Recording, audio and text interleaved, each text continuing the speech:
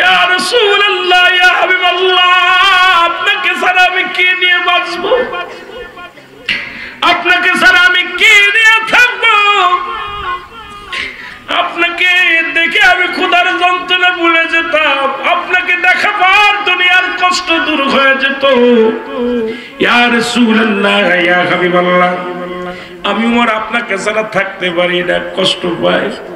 আপনার বিরহ যন্ত্রণা আমি সহ্য করতে পারি না। ইয়া রাসূলুল্লাহ, ইয়া হাবিবাল্লাহ, নবীকে হারায়া হযরত ওমর বড় পেরেশানিত হয়ে গেলেন, পাগলের মতো হয়ে গেলেন, কান্দে। আর ইয়া রাসূলুল্লাহ, ইয়া হাবিবাল্লাহ বলে চোখের পানি ছেড়ে কাঁদছে। খলিফা নির্বাচিত হলো, খলিফা নির্বাচিত হলো সবাই মিলে হযরত আবু বকর সিদ্দিক রাদিয়াল্লাহু তাআলা আনহুকে ইসলামের প্রথম খলিফা বানায়া দিলেন। প্রথম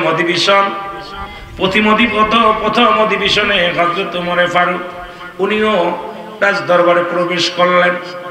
খলিফা হযরত আবু বকর সিদ্দিক রাদিয়াল্লাহু তাআলা আনহু উনি রাজ দরবারে যাইয়া উনি যখন বসলেন, মুসলমান কুরসির মধ্যে বসলেন।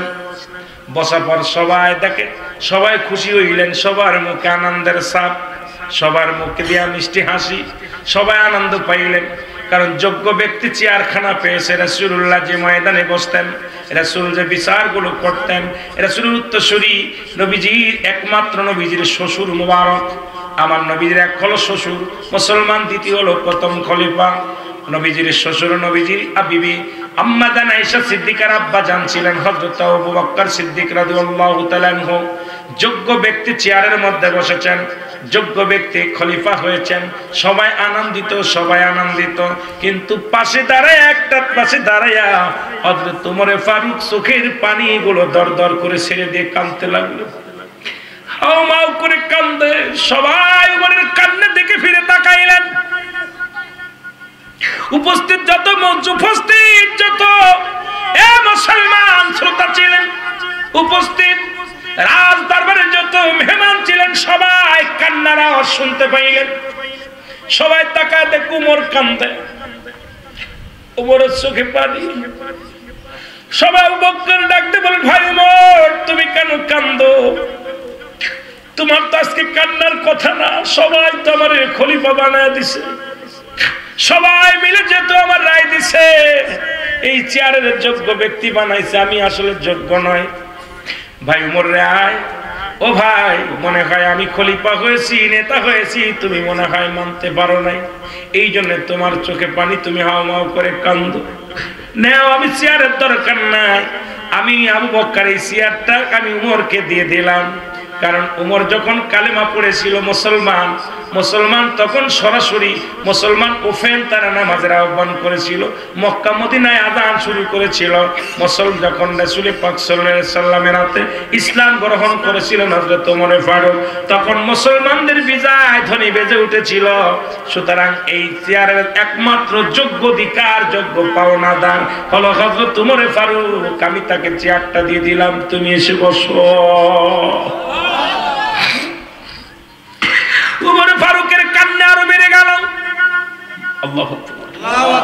হযরত ওমর ফারুক আরো জোরে জোরে ফুপায়, ছোট মানুষের বালকের মতো কান্দে।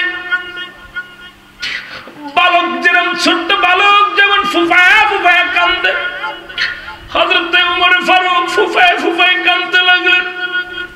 উপস্থিত জনগণকে বললেন, এ জনগণ শোনো, তোমরা তোমরা নেতা ফিরা দিতে পারো, তোমরা সব পৃথিবীর সব কিছু ফিরা দিতে পারো, তোমরা কি আমার নবীরে আমার বুকে ফিরাইয়া দিতে পারবানি?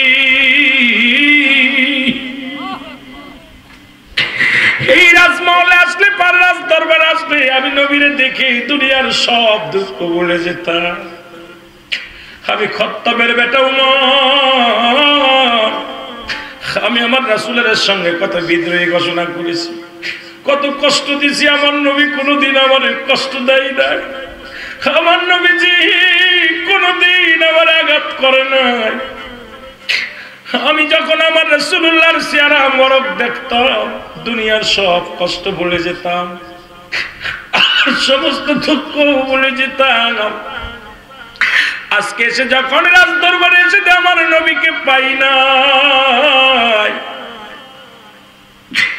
আজকে যখন আমি এসে দেখি সব মানুষ দাঁড়া আছো, সব মানুষ বসে আছো, একটি নূরের মানুষ আমাদের মধ্যে নাই। একটা মানুষ আমি আমার নূরের নবী, আমার মায়ের নবী, আমার জান, আমার প্রাণ, তোমরা এতই যদি পারো আমার নবীর তোমরা বুকে ফিরে দাও। আমি চাই না ধন জ্ঞান, চাই না আমি রাজত্ব, চাই না জমিদারি, আমি শুধু নবীর চাই, নবীর ভালোবাসা বিহুনে আমি সহ্য করতে পারি না। এ মুসলমান শুনে নাও, পৃথিবীর মধ্যে নবীর সাহাবীরা এরকম নবীকে ভালোবাসতো।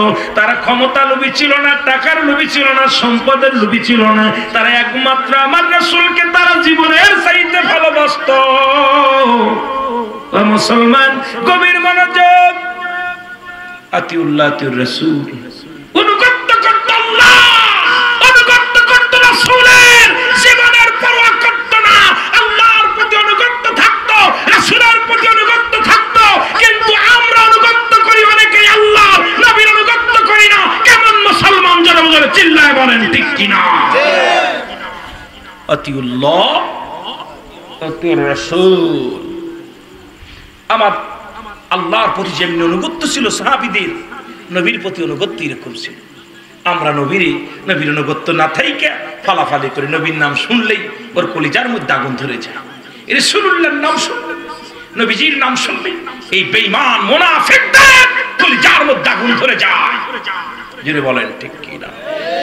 আরো জোরে বলেন। ওই আমি কেমন করে, ওই আমি কেমন করে যাইব মওলা নবীজির দেশে, আমি কেমন করে যাইব মওলা নবীজির দেশে, যে দেশে মোর আছেন শুইয়া মোর নবীজি, যে বলেন যে দেশে মোর আছেন শুইয়া মোর নবীজি রে, বলেন তে মোর দেশেতে ঘুমায় আছেন মোর নবীজি, যে নবী রহমতের নবী, নবী পাপীদের নবী, নবী রহমতের নবী, নবী পাপীদের নবী, সদায় কাঁদিতেছে দয়াল নবী উম্মতির প্রেমে, সদায় কাঁদিতেছেন দয়াল নবী উম্মতের প্রেমে, আমি কেমন করে যাব মওলা নবীজির দেশে, আমি কেমন করে যাব মওলা নবীজির দেশে, বলেন কেমন করে যাব মওলা নবীজির দেশে। ওরে যেই দেশে মরেছেন গোমায় নূর নবীজি রে, হায় হায় যেই দেশে মরেছে গোমায় নূর নবীজি রে, আমি কেমন করে যাব মওলা নবীজির দেশে, বলেন কেমন করে যাব মওলা নবী। ধন্য হলো আরব ভূমি, ধন্য মক্কা দেশ, ধন্য হলো আরব ভূমি, ধন্য মক্কা দেশ, ওরে ধন্য হলো মরুভূমি, ধন্য হলো মরুভূমি সোনার মদিনা দেশ, ধন্য হলো মরুভূমি সোনার মদিনা দেশ, যে দেশে মোর ঘুমায় আছে মোর নবীজি, যে আগায় যে দেশে মোর ঘুমায় আছেন মোর নবীজি রে, কেমন করে যাব মওলা নবীজির দেশে, বলেন কেমন করে যাব মওলা নবীজির দেশে, যে দেশে মোর ঘুমায় আছে মোর নবীজি, যে আগায় যে দেশে মোর ঘুমায় আছে মোর নবীজি, যে বলো যে দেশে মোর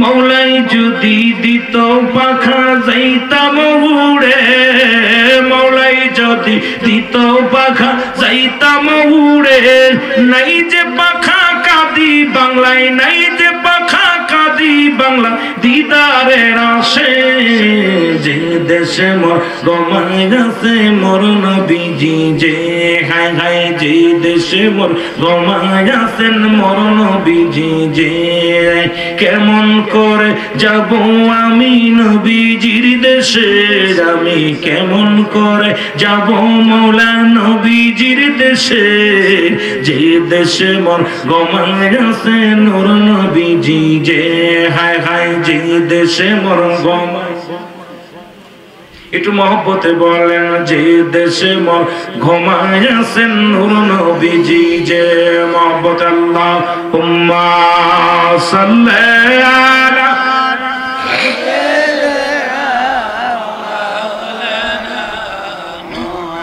ওয়া আলা আলি সাইয়্যিদিনা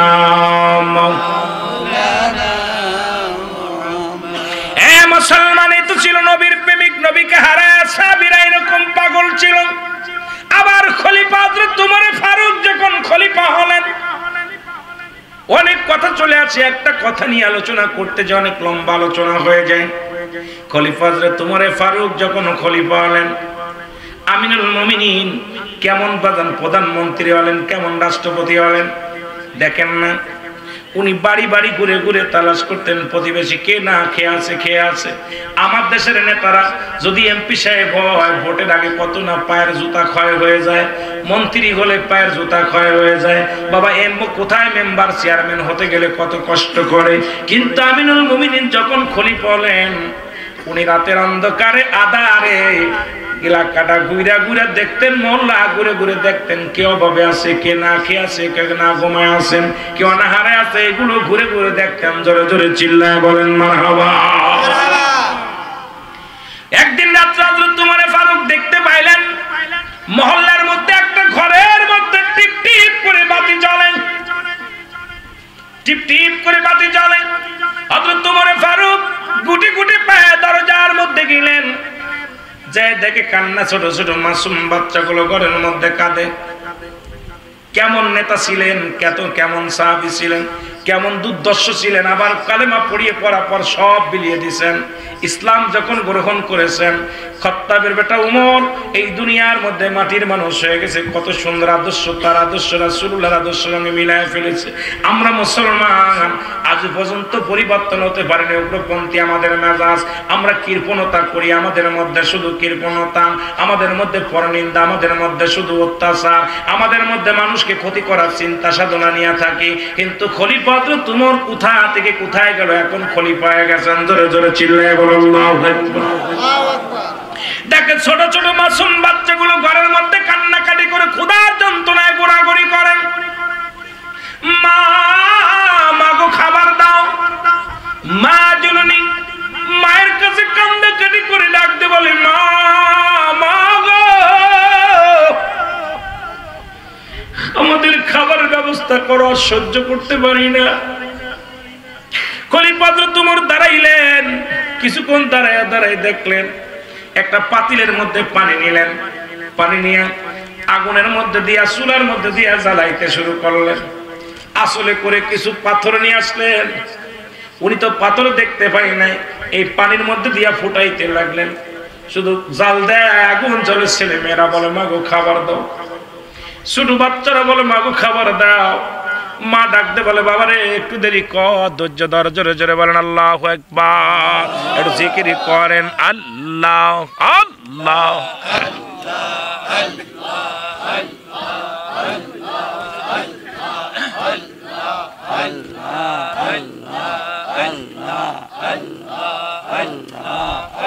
জোরে জোরে।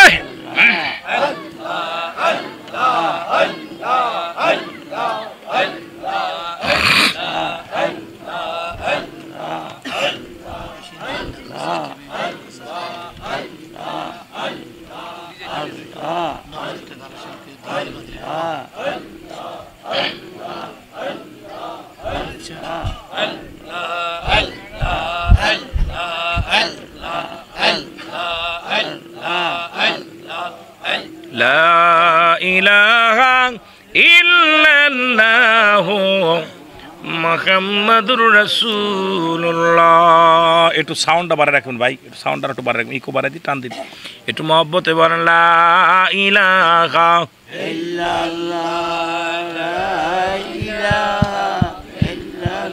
আর জোরে লা ইলাহা লা ইলাহা ইল্লাল্লাহু মুহাম্মাদুর রাসূলুল্লাহ সাল্লাল্লাহু আলাইহি ওয়াসাল্লাম। এ ভাইরা আমার, বন্ধুরা আমার, যে কথা বলতেছিলাম, ছোট্ট ছোট্ট মাসুম বাচ্চাগুলো কান্না জুড়ে দিলেন, মা খাবার দাও, মা খাবার দাও। মা সান্ত্বনা দেয়, মা সান্ত্বনা দেয়, বাবা একটু ধৈর্য ধর, এই তো খানা হয়ে আসে। আজ পর্যন্ত কোরআনের একটা আয়াত, কোরআনের একটা জবর, কোরআনের একটা নুকতা, কোরআনের একটা আয়াত পৃথিবীর কোনো মানুষ খণ্ডন করতে পারে নাই, এটাকে আপনার বাদ দিতে পারে নাই, অতিরিক্ত করতে পারে নাই। জোরে বলেন ঠিক কিনা? আরো জোরে বলেন। এই কোরআনের ভিতর 6666টা আয়াত, 114টা সূরা। এই সূরাগুলো মুমিনদের জন্য কিছু আছে মক্কি, কিছু আছে মাদানী। মক্কি সূরাগুলো রাসূল আকরাম সাল্লাল্লাহু আলাইহি ওয়াসাল্লাম যখন মক্কায় ছিলেন, এই সূরাগুলোকে মাক্কি সূরা বলে। মক্কা থেকে যখন মদিনায় হিজরত করলেন, হিজরতের পরে যে সূরাগুলো নাজিল হয়েছে, এই সূরাগুলোকে মাদানী সূরা বলে। সুবহানাল্লাহ বলেন না? দুইটা ভাগ, একটা হলো মাদানী, একটা হলো মাক্কি। মারহাবা বলেন না? কয়টা ভাগ? রাসূল পাক সাল্লাল্লাহু আলাইহি ওয়াসাল্লাম হিজরতের পরে যে সূরাগুলো, যে আয়াতগুলো নাজিল হয়েছে, এটাকে কি বলে? মাদানী সূরা। কি সূরা? মাদানী সূরা। মদিনার বুকে যাওয়ার পর যে সূরাগুলো নাজিল হয়েছে। মক্কার জমিনে রাসূল আকরাম সাল্লাল্লাহু আলাইহি ওয়াসাল্লাম থাকাকালীন যতগুলো আয়াত, যতগুলো সূরা নাজিল হয়েছে, এটাকে বলা হয় মক্কি সূরা। জোরে বলেন না মারহাবা? আর একটু জোরে বলেন। তো তৎকালীন জামানায় নবীজির কাছে যখন কোরআন নাজিল হতো, অসংখ্য কাফের বেঈমানেরা এই কোরআনকে বানোয়াট মনে করতেন, যে একটা রূপ কথা, একটা গল্প। এটাকে রাসূল পাক সাল্লাল্লাহু আলাইহি ওয়াসাল্লাম আমাদের কাছে ধোঁকা দিতেছে, হুজুর আকরাম সাল্লাল্লাহু আলাইহি ওয়াসাল্লাম একটা বানোয়াট গল্প আমাদের শোনাইতেছে। আল্লাহ তাআলা হাবিবকে বলেন, হাবিব ওদেরকে ঘোষণা করে দেন এইরকম একটা সূরা নাজিল করার জন্য, লেখার জন্য। এত কবি, এত সাহিত্যিক রয়েছে মক্কা মদিনার বুকে, কোন ব্যক্তি যদি পারে আমার একটা সূরা, ছোট্ট একটা সূরা লিখে পাঠাক, বলো।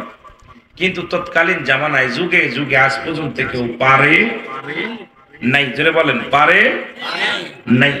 আর এই কোরআনের ভিতরে কোনো সন্দেহ, জোরে বলেন। আর এই কোরআনটি এত দামি, কোরআনটা এত ভার, যিনি তাফসীর করেছেন উনি হয়তো আপনাদেরকে বলছে, আমি জানি না, তবুও একটু বোঝানোর জন্য কথাটা বলতেছি। এই কোরআনটা নাজিল হলো পাহাড়ের উপরে। পাহাড় বললো আল্লাহ আমার দ্বারাই সম্ভব না, এর বিশাল ওজন, ওয়েট কয়েক টন না, এত টন টন ওজন, কিন্তু হাতের মধ্যে নিয়ে কোরআন দেখাইতেছে এইভাবে। এই কোরআনটা এত দামি আর এত ভার, পাহাড় বললেন আল্লাহ আমার ভিতরে দিলে আমি জ্বলে পুড়ে শেষ হয়ে যাবো, এই ভারটা আমি সহ্য করতে পারবো না, এত ওজন, এটা আমি ধরে রাখতে পারবো না। কে বলল? জোরে চিল্লায় বলেন কে? পাহাড়। জমিনের মধ্যে কোরআনটা নাজিল করবে আল্লাহ। জমিন বলল আল্লাহ আমার ভিতরে দিয়েন না, আমি পুড়ে শেষ হয়ে যাবো, এর এত ওজন, এটার ওজন আমি ঠেকাইতে পারবো না, এত ভারী। জমিন কান্নাকাটি করল, আল্লাহ আমার ভিতরে দিলে, আমার উপরে দিলে আমি সহ্য করতে পারবো না। গাছের উপরে গাছে একই বললাম পুড়ে শেষ হয়ে যাবে। সেই কোরআনটা দিল মানুষের উপরে। কিসের উপরে? মানুষের মাধ্যমে। মানুষ এই কোরআনটাকে বুকে ধারণ করে আজকে কোরআনের অপব্যাখ্যা, তাফসীর নামে আমাদের তাফসীর করে, সুন্নিরা তাফসীর করে একভাবে, আর বাতিলের আর এক রকম তাফসীর করে। তাফসীরের নাম দিয়া দেখা যায় একটা আয়াত বলেই বিভ্রান্তি করে অন্যদিকে আলোচনায়, এমন ভাবে আলোচনার ভিতরে ঢুকে যায় যা জাতিকে বিভ্রান্তি করার একদম তাদের জন্য সহজ হয়ে যায়। যারা বলেন ঠিক কিনা? জ্বলন্ত প্রমাণ দেয় যে আমি কোরআন থেকে বলতেছি, কোরআন থেকে বলতেছি। যারা বলা যাবে না ঠিক কিনা? অথচ কোরআনের অধিকাংশ আয়াত তারা মানেন। আল্লাহ বলেন জালিকাল কিতাবু লা রাইবা ফীহি। যারা বলেন মারহাবা। আর একটু জোরে। আল্লাহ বলেন এটা সেই কিতাব যে কিতাবের মধ্যে কোনো সন্দেহ নাই, যে কিতাবের কোনো জেরের সন্দেহ নাই, জবরের সন্দেহ নাই। প্রতিটা কিতাব বই লেখা পর কবিরা লিখে দেয় বইয়ের মধ্যে যদি কোনো ভুল ত্রুটি থাকে সংশোধিত করা হবে জানাইলে বলে, ঠিক কিনা? যদি ভুল হয়ে যায় রাইটার লিখে দেন এই কিতাব এই বইটার মধ্যে যদি ভুল হয় ভুলটার সঙ্গে আর আমার আল্লাহ যে কোরআন পাঠাইলেন কোরআনটাকে বলে এর মধ্যে কোনো সন্দেহ নাই, কোনো সন্দেহ নেই। সন্দেহ করলে তার ঈমান থাকবে না। জোরে বলেন ঠিক কিনা? ঈমান থাকবে না, ঈমান থাকবে না। যালিকাল কিতাবু লা রাইবা ফীহি, কোনো সন্দেহ নাই। আছে কথা বলে, কথা কয় না কেন? কোন সন্দেহ নাই, কোন মানবে কারা? আল্লাহ বলেন হুদাল লিল মুত্তাকিন, যারা হেদায়েত প্রাপ্ত হবে, যারা আল্লাহর অনুগত হবে, রাসূলের অনুগত হবে।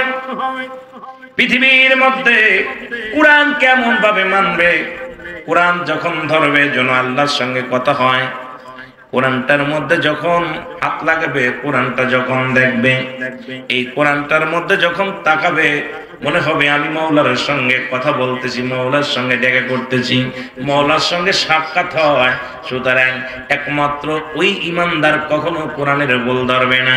কিন্তু আমার জামানায় আমার যুগে অসংখ্য মানুষ, অসংখ্য ওলামায়ে কেরাম বলতেছে কোরআনের ভিতরে ভুল আছে, কোরআনের ভিতরে জাল, অধিকাংশ আয়াত জাল আছে, অধিকাংশ আয়াত কোরআন নবীর ইন্তেকালের পরে, নবীজির ইন্তেকালের পরে অনেকগুলো আয়াত নাজিল হয়েছে, অনেকগুলো সূরা নাজিল হয়েছে। এই বানোয়ার ঢুকা দিয়ে আমার দেশের কিছু তাফসীর কারক, আমার দেশের কিছু মুফাসসির তারা আমাদেরকে বিভ্রান্তি করা শুরু করেছে। তারা বলে অধিকাংশ আয়াত জাল, অধিকাংশ আয়াত হলো ভুল। ও মুসলমান শুনে নাও, আজকে আমার সমাজ আমার জাতিকে নষ্ট করার জন্য, কোরআনের ভুল ধরানোর জন্য উঠে পড়ে লাগছে। জোরে জোরে চিল্লায় বলেন ঠিক কিনা?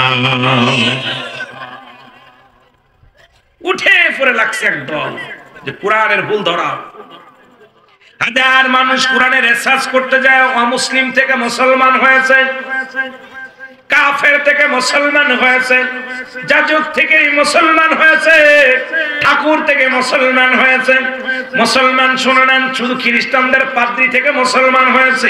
মাইকেল জ্যাকসনের মতো বড় মুসলমান কনসার্ট যিনি করলেন, উনিও কোরআনকে রিসার্চ করতে যাইয়া মুসলমান শুনে নেন, সঙ্গে সঙ্গে মুসলমান হয়েছে। আজ পর্যন্ত দেখি নাই, কোথাও শোনা যায় নাই কোন মুসলমান পৃথিবীর মধ্যে কোরআনকে রিসার্চ করতে যায় অমুসলিম হয়ে গেছে। তবে অমুসলিমেরা, অসংখ্য অমুসলিমেরা এই কোরআনকে রিসার্চ করতে যায় পুরোপুরি মুসলমান হয়ে গেছে। জোরে জোরে চিল্লায় বলেন মারহাবা। কোরআনের ভুল ধরতেছে, দেখা যায় তারাই কি করছে, তারাই মুসলমান হয়ে গেছে। আমার বাবারা যেমন হযরত ওমর ফারুক রাদিয়াল্লাহু তাআলা আনহু, মারহাবা বলেন, আরো জোরে বলেন মারহাবা।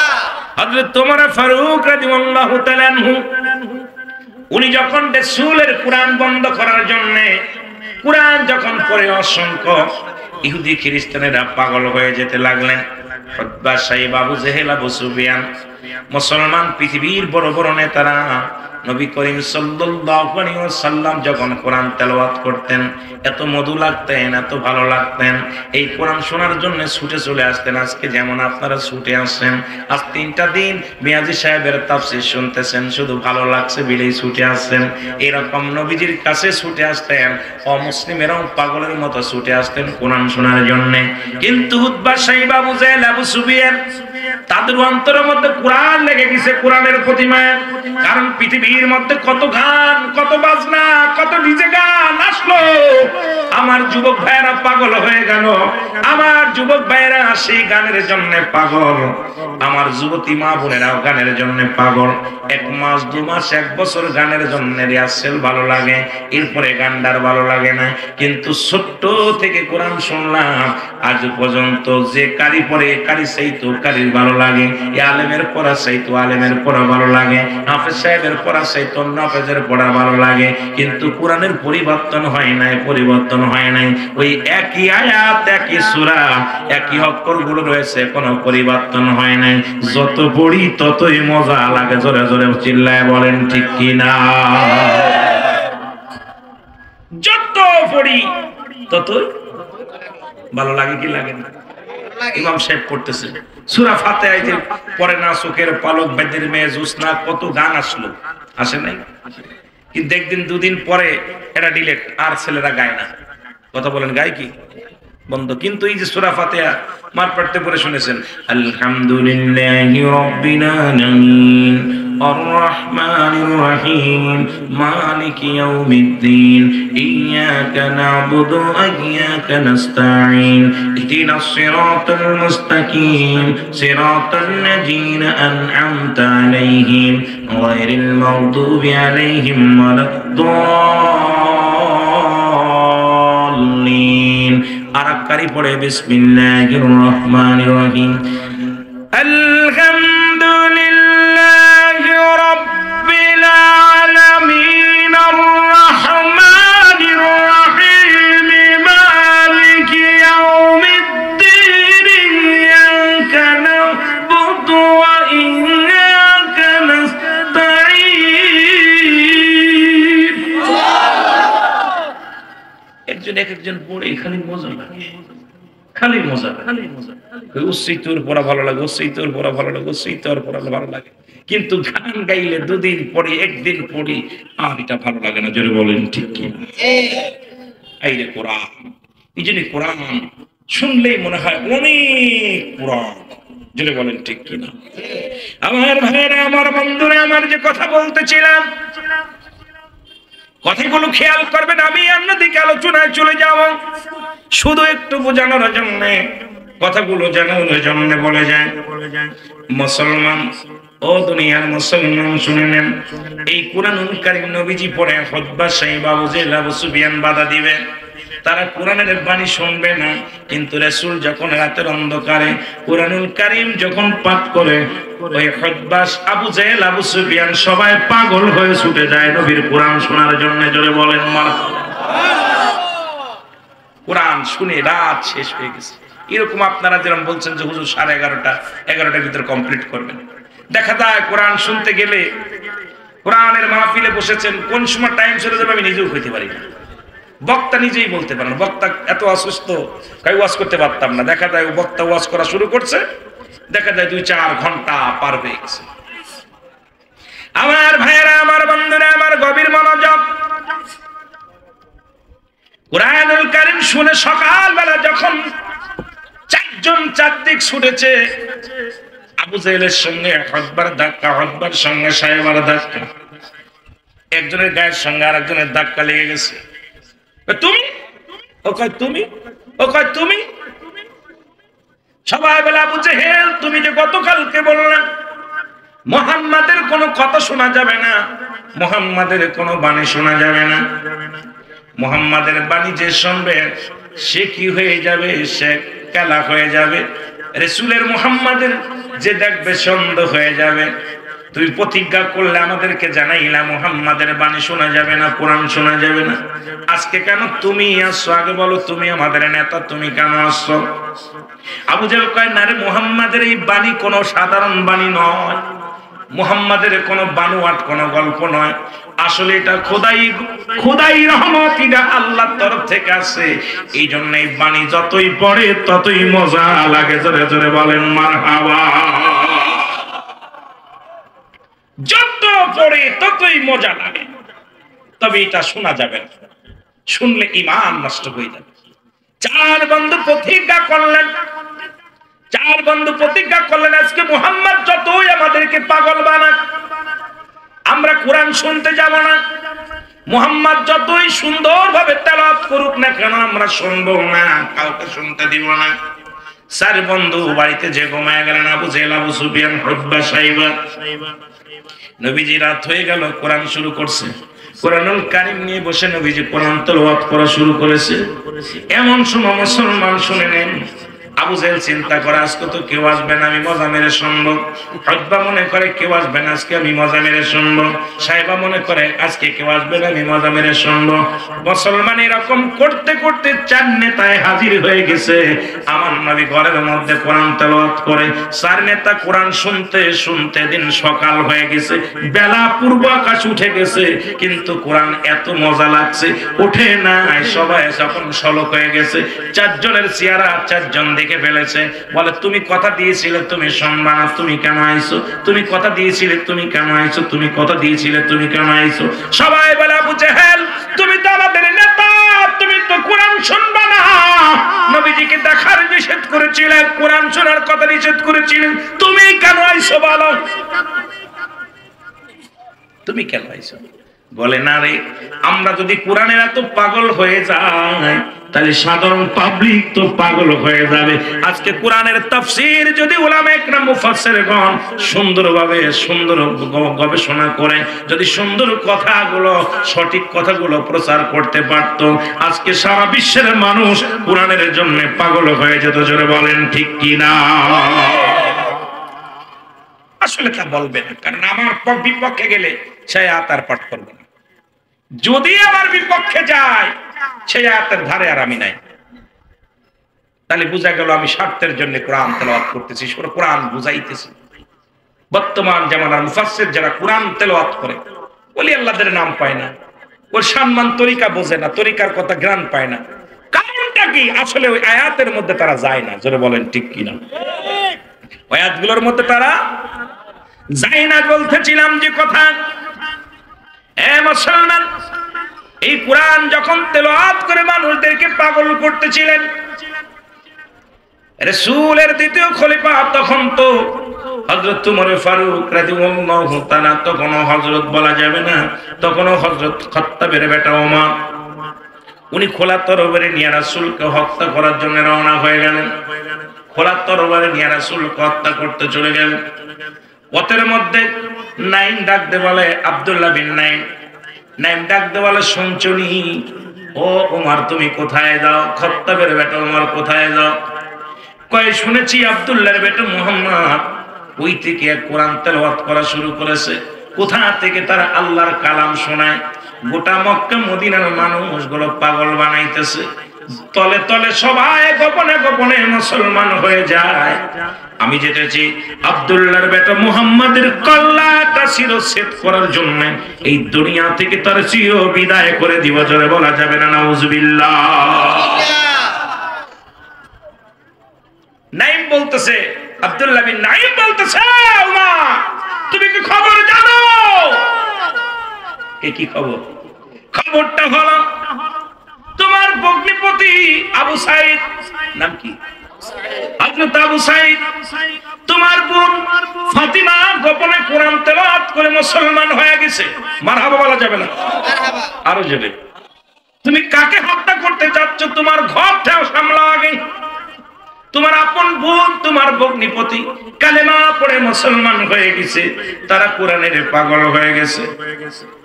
হযরত ওমরের তখন হযরত আগেই তো বলতেছে, এই জন্য হযরত বলে অনেকে বলতে পারেন হুজুর তখন তোমরা ঈমান আনে নাই, যেহেতু ইসলামের দ্বিতীয় খলিফা আমার নবীর প্রিয় সাহাবী, জান্নাতি সাহাবীদের মধ্যে দ্বিতীয় নম্বর সাহাবী, নবী 10 জন সাহাবীকে জান্নাতের সংবাদ দিয়েছে দুনিয়ার মধ্যে জিন্দা থাকতে। এই জন্য বাবারে আমি সম্মানের সঙ্গে তার নামটা নিই। খলিফা হযরত ওমর ফারুক রাদিয়াল্লাহু তাআলা খোলা তরবারি নিয়ে চোখ দুটি বড় লাল হয়ে গেছে, দোষ শুরু করেছে বোন ভগ্নিকে মারার জন্য। আল্লাহর নবী যে কোরআন শিক্ষা দিয়েছে, সূরা তাহা, নাম কি? সূরার নাম কি? আরে অনেক আলোচনা, কিন্তু আমি ওদিকে গেলে অন্য আলোচনা শোনাইতে পারবো না, শুধু একটু বোঝানোর জন্য। সূরা তাহা তেলাওয়াত করতেছে হযরত ওমর ফারুক আর বোনার ভগ্নিপতি হযরত ওমর দাঁড়ায় গেলেন। কোরআনের কত দাম! কোরআনের বাণী শুনে হযরত ওমর দাঁড়ায় গেছে। ঘরের ভিতর থেকে আওয়াজ আসে, জোরে জোরে চিল্লায় বলেন মারহাবা। আর একটু জোরে বলেন মারহাবা। দাঁড়ায় আছে, দাঁড়ায় অনেকক্ষণ কোরআন শুনলেন। হঠাৎ করে ভগ্নিপতি মুসলমান আবু সাইদ, উনি যখন ঘরের দরজা খুলে দেখতে পাইলেন ওমর খোলা তরবারি নিয়ে দাঁড়ায় আছে। খোলা তরবারি দেখিয়া থরথর করে কাঁপন শুরু করে দিলেন। স্বামী স্ত্রী দুজনেই থরথর করে কাঁপতেছে, কারণ কোরআনের বাণী তো পাঠ করেছে ওমরের বোন, ওমরের ভগ্নিপতি। ওমর তো কোরআন মানে না, নবী মানে না, হযরত ওমর তো কিছু মানে না। এখন ওমরের হাতে আমাদের গর্দান চলে যাবে, ভয়ে থরথর করে কাঁপা শুরু করেছে। আল্লাহু আকবার। আবু সাইদ ডাকতে বলে, ভাই ওমর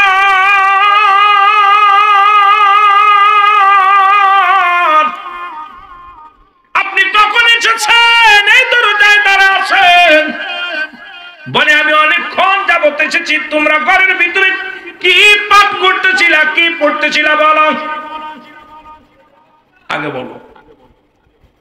বোন বাগ্নির গলার পানি শুকায় গেছে, কারণ যা পাঠ করছে শুনলেই মৃত্যুদণ্ড। বিপদ থেকে বাঁচা সম্ভব নয়। থরথর করে কাঁপন শুরু করে দিলেন। হযরত ওমর বলে আমি কথা দিলাম রে, তোদেরকে আমি হত্যা করব না, আগে বলো কি পাঠ করলাম, এতক্ষণ সময় কি তোমরা তেলাওয়াত করতেছিলে আমাকে বলো। ওমরের বোন ভগ্নিপতি দুজনেই বলল, ওমর রে, যদি এইটা শুনতে হয় তাহলে একটা কাজ করো, সেই কাজটা হলো তুমি আগে গোসল করে আসো। এই বাণী শোনাইতে গেলে ওযু লাগে, পবিত্রতা লাগে, এটা সাধারণ কোন কিতাব নয়। ইংরেজি পড়তে গেলে ওযু লাগে না, বাংলা পড়তে গেলে ওযু লাগে না, ফার্সি পড়তে গেলে ওযু লাগে না, কোন ধর্ম কোন বিষয় পড়তে গেলে ওযু লাগে না। আল্লাহর কোরআনটাকে এটা তেলাওয়াত করতে হলে, শুনতে হলে ওযু লাগবে। আগে এই বাণী শুনতে হলে তোমাকে ওযু গোসল করতে হবে, পবিত্রতা তোমাকে পবিত্রতা হয়ে আসতে হবে। জোরে জোরে চিল্লায় বলেন মারহাবা। এ ভাইরা আমার, বন্ধুরা আমার, ওমর ফারুক গোসল করে আসলেন, ওযু করলেন, ওযু করা শিখায়া দিলেন। কেমন ওযু করবে নবীজি যেভাবে শিখায়া দিয়েছে, হযরত আবু সাঈদ শিখায়া দিলেন। ওযু করলেন, বলে এবার সূরা তাহা যেটা পাঠ করতেছিলেন পাঠ করা শোনাইলেন। শোনানোর পর হযরত ওমরের গা থেকে ঝরঝর করে ঘাম ঝরতে লাগলেন। বলে গুণে ভগ্নীরা রে, তারা তরবারি হাতের মধ্যে আনছে, রাসূলুল্লাহকে হত্যার উদ্দেশ্যে রওনা হয়ে গেলেন। এদিকে খবর আসলেন, ওমরে ফারুক খাত্তাবের বেটা উমর খোলা তরবারি নিয়ে রাসূলকে হত্যা করার জন্য রওনা হয়ে গেছে। হত্যা করার জন্য, রাসূলকে হত্যা করতে নবীর কাছে যে সাহাবীরা বলে, ইয়া রাসূলুল্লাহ সর্বনাশ, খাত্তাবের বেটা উমর তো খোলা তরবারি নিয়ে রাগান্বিত হয়ে আপনার দিকে ছুটছে আপনাকে হত্যা করার জন্য। আমার নবী বলে, আসতে দাও। সুবহানাল্লাহ বলেন, আসতে দাও। ওমর ফারুক আসলেন, সাহাবীরা দাদ্দার পজিশন নিয়ে নিলেন। মারহাবা বলেন। নবীর সাহাবীরা দাদ্দার মতো পজিশন নিলেন। সাহাবীরা বলে, ইয়া রাসূলুল্লাহ, ইয়া হাবিবাল্লাহ, যদি ওমর এসে আজকে যদি আপনার উপরে বিদ্রোহী ঘোষণা করে, কোন রকম যদি আপনাকে আঘাত করে কথা বলে, কোন রকম যদি আপনার দিকে চোখ আঙড়ায় কথা বলে, আমরা সাহাবীরা মেনে নেব না। আমরা ওমরকে আজকে ছাড় দিব না, হয় জীবন যাবে না হয় জীবন নিব। যার যার পজিশন নিয়ে দাঁড়ায় গেলেন। হযরত ওমর রথ খোলা তরবারি নিয়ে রাসূলুল্লাহর দিকে রওনা হয়ে গেলেন। আমার নবীর সামনে আসিয়া ওমর থম করে দাঁড়ায় গেলেন, একদম দাঁড়ায় গেলেন, কথা বলে না, একদম মূর্তির মতো দাঁড়ায় রইলেন। আমার নবীজি উমরের কলারটা চেপে ধরলেন। আল্লাহু আকবার বলেন। আল্লাহু আকবার। নবীজি উমরের কলারটা চেপে ধরে বলে, এই উমর, তুমি কিসের জন্য এভাবে থম মেরে দাঁড়ায় গেলেন? উমর বলে, ইয়া রাসূলুল্লাহ, ইয়া হাবিবাল্লাহ, আজকে আমি আপনাকে হত্যা করার উদ্দেশ্যে আসি নাই, আজকে আপনাকে কিছু শোনাইতে আসি নাই, আজকে আপনি একটু আমার কোরআন তেলাওয়াত করে শোনান। আমি আর একটা মিনিটও মুসলিম থাকতে চাই না, আমাকে আপনি কালেমা পড়ায় মুসলমান বানায়া দেন।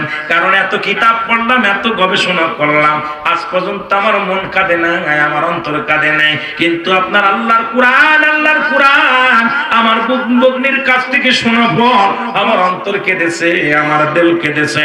ইয়া রাসূলুল্লাহ, ইয়া হাবিবাল্লাহ, আমি আর একটা মিনিটও মুসলিম থাকতে চাই না, আমাকে আপনি মুসলমান বানায়া দেন। কালেমা পড়ে লা ইলাহা ইল্লাল্লাহু সাল্লাল্লাহু আলাইহি ওয়াসাল্লাম সাহাবীদের হাতে তরবারি নিয়ে তাকবীর দিলেন, নারায়ে তাকবীর, সুবহানাল্লাহ বলেন। এখন আমাদের তাফসীর কারকরা কয় লিল্লাহি তাকবীর। ওদিন সাহাবীরা তাকবীর দিয়েছিল নারায়ে তাকবীর। নারায়ে তাকবীর শব্দের অর্থ হলো উচ্চ আওয়াজে তাকবীর দাও আল্লাহর জন্য। আর লিল্লাহি তাকবীর, আওয়াজ তাকবীর দাও আল্লাহর জন্য। দুইটা শব্দ, একটা শব্দ কিন্তু তাফসীর কারকরা বর্তমান ব্যবহার করে। কিন্তু আমরা সুন্নি যারা, আমরা সুন্নি তাফসীর কারক যারা আছি, সবাই বলি নারায়ে তাকবীর, আল্লাহু আকবার, সাথে বলি নারায়ে রিসালাত, ইয়া রাসূলুল্লাহ, যারা বলা যাবে না মারহাবা। নবী মোর পরশমণি, নবী মোর সোনার খনি, নবী নাম জপে যে জন সেই তো দুজাহানের ধনী, নবী মোর পরশমণি। আরো জোরে বলেন, নবী মোর পরশমণি, নবী মোর সোনার খনি, নবী নাম জপে যে জন সেই তো দুজাহানের ধনী। ও নামে মধু মাখা, ও নামে জাদু রাখা, ও নামে মধু মাখা, ও নামে জাদু রাখা, ওই নামে মজনু হলো, ওই নামেতে মজনু হলো মাওলাই আমার কাদের গনি, নবী মোর পরশমণি, নবী মোর সোনার খনি, নবী নাম জপে যে জন সেই তো দুজাহানের ধনী। একটু জোরে বলেন না, নবী মোর পরশমণি, নবী মোর সোনার খনি, নবী নাম জপে যে জন সেই তো দুজাহানের ধনী। সেই তাকবীরটা সুন্নিরা দেয়, নারায়ে রিসালাত ইয়া রাসূলুল্লাহ। এই নবীর নামটা যখনই বলি শান্তি পায়, তৃপ্তি পায়। জোরে বলেন ঠিক কিনা? আল্লাহর কসম, বাংলাদেশে ওই সমস্ত মুফাসসিররা, ওই সমস্ত মুফতিরা নারায়ে রিসালাত জবানে আনেন। আমি কি হাসান মিছা কইছি? কথা বলেন, হাসান মিছা কইছি? জীবনও তারা দিবে না। নারায়ে তাকবীরটাই দেয় না, বলে নারায়ে দেওয়া যাবে না। আরে নারায়ে শব্দের অর্থ হলো উচ্চ আওয়াজে, উচ্চ আওয়াজ আল্লাহর জন্য তাকবীর দাও। তাকবীরটা কার জন্য উচ্চ আওয়াজ হবে না? আল্লাহ কি আল্লাহ কি বড় না ছোট? তো সে আল্লাহর নামে তাকবীরটা দেবে, এখানেও কাটছাট করছে। কথা বুঝেন না? কয় মুফাসসির, তাফসীর কারণ। মাঝে মাঝে কই চিন্তা করি, কি খেয়ে লেখাপড়া করছো, কিসের তাফসীর করো? তাফসীর করো শুধু হাঙ্গামা করা তাফসীর করো, হঠাৎ মানুষের ভিতরে হট্টগোল করা, যেগুলো বাদিয়ে দিয়েছে এগুলো আসলে তোমরা না। এই জন্য আল্লাহ বলে মিনান নাস, মানুষের মধ্যে কোন তারা বলবে আমান্না, তার ঈমান আনছে বিল্লাহি, আল্লাহর প্রতি। নাস শব্দের অর্থ মানুষ। আল্লাহু আকবার বলেন। নাস শব্দের অর্থ কি? জোরে বলেন না। বেঈমানগুলো কিসের মধ্যে আছে? কিসের মধ্যে আছে? কথা কয় না। মানুষের মধ্যে। কিসের মধ্যে? এই মানুষগুলোর মধ্যে বেঈমান আছে, মুনাফিক আছে। কি আছে? মুনাফিক আছে, বেঈমান গুলো আছে। আল্লাহ বলে হাবিব রে, ওয়ামিনান নাস, মানুষের মধ্যে মায়াকুলু, তারা বলবে আমান্না, তার ঈমান আনছে বিল্লাহি, আল্লাহর প্রতি, অবিল আখিরাতের প্রতি বিশ্বাস স্থাপন করছে। ওমা হুম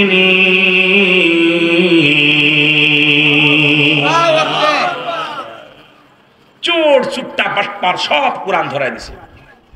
কোরআনের ভিতর কোরআন যদি তাফসীর করো, খালি তোমার পক্ষে যাবে না, বিপক্ষেও যাবে। কোরআনটা সুন্দরভাবে তাফসীর করলে মজা। কোরআনের ভিতর যে কত মধু আছে, কত ভালোবাসা আছে, কত প্রেম আছে।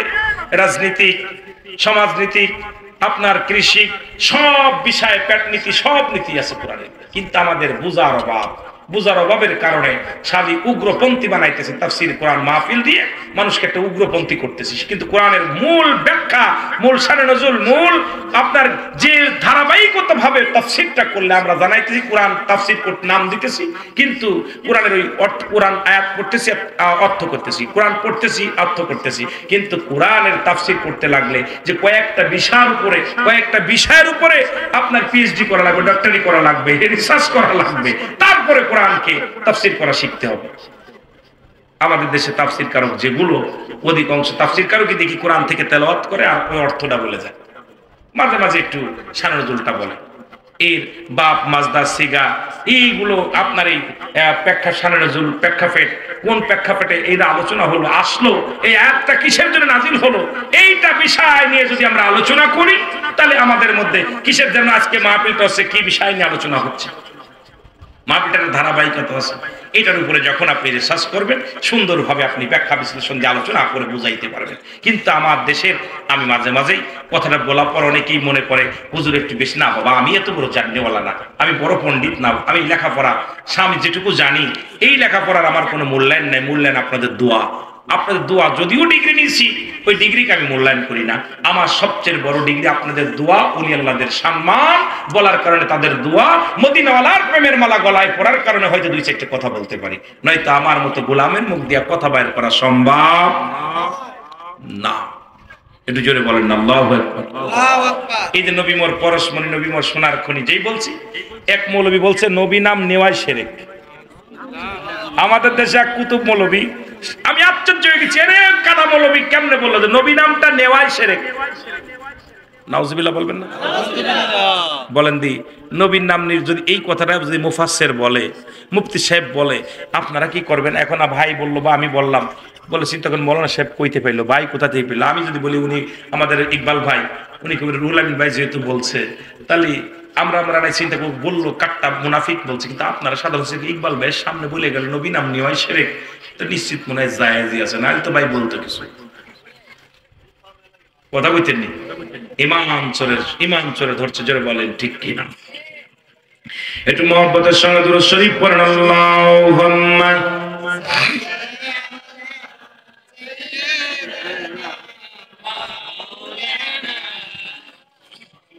ওয়াদায়ালি সাইয়্যিদিনা। আমার নবীকে কত ভালোবাসতো শোনালেন, কথাগুলো বললে আপনার বুঝতে পারবেন। মুসলমান যখনই কালেমা পড়ে মুসলমান হলেন হযরত ওমর ফারুক, তাহলে তাকবীর বুঝলাম, সাহাবীরা সবাই মিলে তাকবীর দিয়েছিল, নারায়ে তাকবীর, আল্লাহু আকবার বলেন। সেই তাকবীরটার মধ্যে সূরি আবার নবীর উপরে স্বাগতম জানায় সাহাবীরা বলেছিলেন নারায়ে রিসালাত ইয়া রাসূলুল্লাহ, কারণ আমার আল্লাহ যেখানে সেখানেই নবী। মুসলমান শুনলেন নবীকে কত ভালোবাসে আমার আল্লাহ, যেখানে আল্লাহ তার নাম রাখছে সেখানেই তার হাবিবের নামটা রাখছে মুহাম্মাদুর রাসূলুল্লাহ সাল্লাল্লাহু আলাইহি ওয়াসাল্লাম। জোরে জোরে বলেন মারহাবা। এ ভাইরা আমার, বন্ধুরা আমার, এক ইহুদির সঙ্গে জমি সংক্রান্ত নিয়ে, জমি জমা বিষয় নিয়ে একটা রায় হলো, রাসূলের কদমের মধ্যে গেলেন এক ইহুদি এক মুসলমান। বুঝানোর জন্য কয়েকটা কথা বলি। জমি জমা নিয়ে দুজনের ভিতরে ফিতনা হলো, বেঁধে গেল, হট্টগোল বেঁধে গেল। ইহুদি বলেন কার কাছে যাব? মুসলিম বলেন কার কাছে যায়? আমাদের নেতার কাছে যায়। মুসলমান বলে না, মুসলমান বললেন না, যা যাবে না, আমার নবীর কাছে যাওয়া লাগবে। ইহুদি মুসলিম বলেন চলো যায়, তোমার নেতা মুহাম্মাদের কাছে যায়।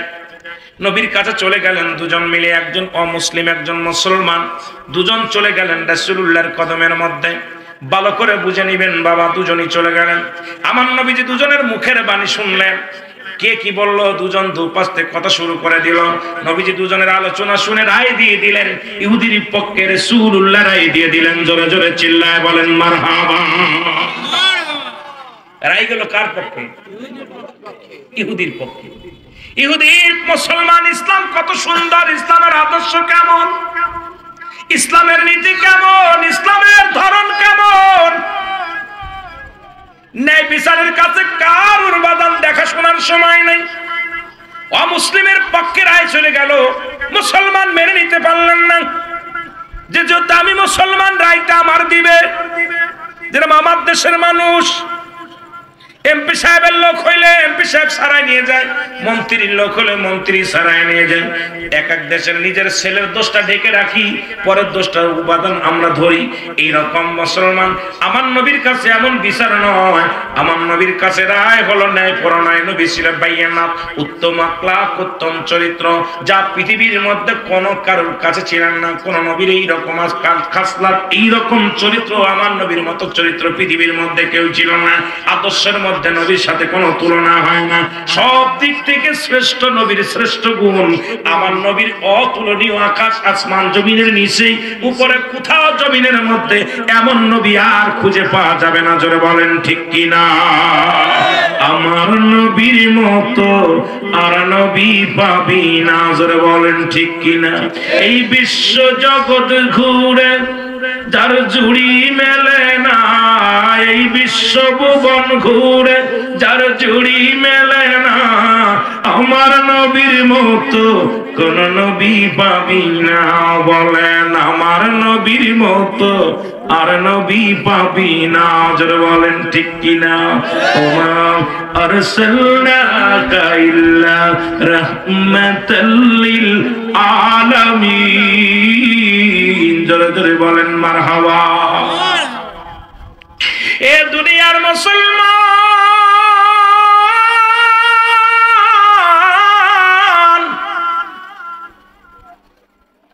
অমুসলিম রায় পেয়ে অত্যন্ত খুশি হয়ে গেলেন, বলে মুসলমানদের রায় ঠিক আছে, ন্যায় পড়া নয়, সত্যের সন্ধানে মুসলমান নীতির উপর অটল। মুসলমান ব্যক্তি বলেন না, আমি এই রায় মানি না, কারণ এই রায় যাবে আমার পক্ষে, ইহুদির পক্ষে চলে গেল। নবীজির আইন, নবীজির বিচার আমি মানি না। কার বিচার মানি না? আপনারা কি মানেন? কারা কারা মানেন? হাত উঠতে এত দেরি কেন? নবীর ফয়সালার উপরে কোনো ফয়সালা নাই।